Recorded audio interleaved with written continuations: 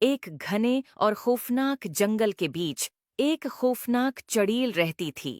اس کی جھونپڑی درختوں کے درمیان چھپی ہوئی تھی اور وہاں ہمیشہ گھنی دھند چھائی رہتی تھی جو کبھی ختم نہیں ہوتی تھی۔ چڑیل اپنی خطرناک جادوئی طاقتوں اور بچوں کو پکڑ کر کھانے کی بری عادت کی وجہ سے مشہور تھی۔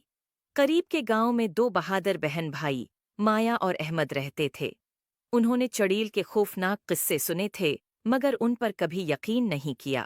ایک دن دوپہر کو ان کی تجسسیت بڑھ گئی اور انہوں نے کالی وادی کے کنارے کا جائزہ لینے کا فیصلہ کیا۔ جیسے جیسے وہ جنگل میں آگے بڑھے انہوں نے روشن سرخ بیر کا ایک راستہ دیکھا جو مزید جنگل کی طرف جا رہا تھا۔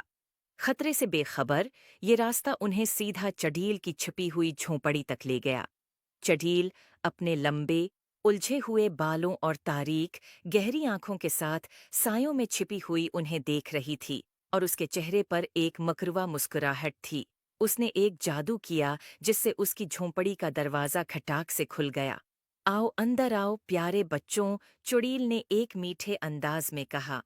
میرے پاس مزیدار مٹھائیاں اور جادوئی چیزیں ہیں جو تمہیں دکھاؤں گی۔ مٹھائی کے لالچ میں مایا اور احمد اندر چلے گئے۔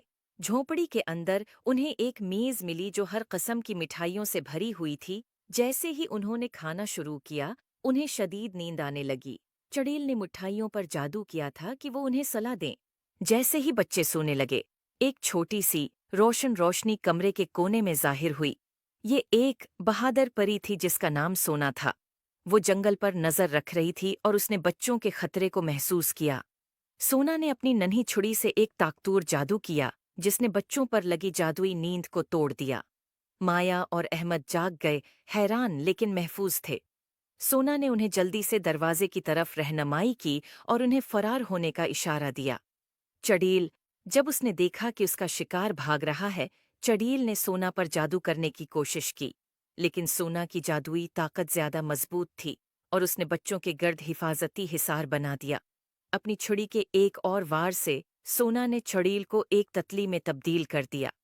تتلی اڑتی ہوئی جنگل میں اڑ گئی اور کبھی واپس نہیں آئی۔ سونا نے مسکرا کر بچوں سے کہا، اب تم محفوظ ہو۔ ہمیشہ یاد رکھو، تجسس تمہیں خطرے میں ڈال سکتا ہے لیکن بہادری اور مہربانی تمہیں ہمیشہ بچائے گی۔ امید ہے آپ کو سٹوری پسند آئی ہوگی۔ Please like and subscribe my YouTube channel.